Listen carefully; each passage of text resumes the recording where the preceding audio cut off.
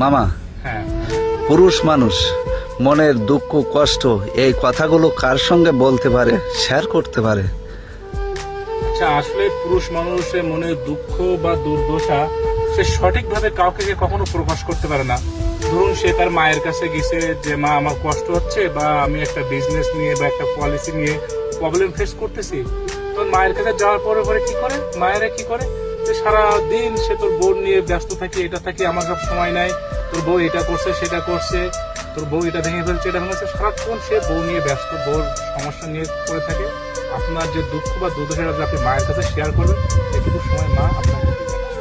এরপরে আলটিমেটলি তখন কি হয়, যে পুরুষত আমরা কি করি, আমরা যাই আমাদের অর্ধভঙ্গিনী বা আমাদের ওয়াইফের কাছে আমরা যাই, তখন ওয়াইফ কি বলে যে আমার জীবনটা জ্বালা পড়া হয়ে গেল তোমার মায়ের জন্য, সারাক্ষণ শুধু কাজ কাজ, সারাদিন চাকরানির মতো খাটতেছি, এটা করতেছি সেটা করতেছি, তবু তার মন ভরতে পারতেছি না।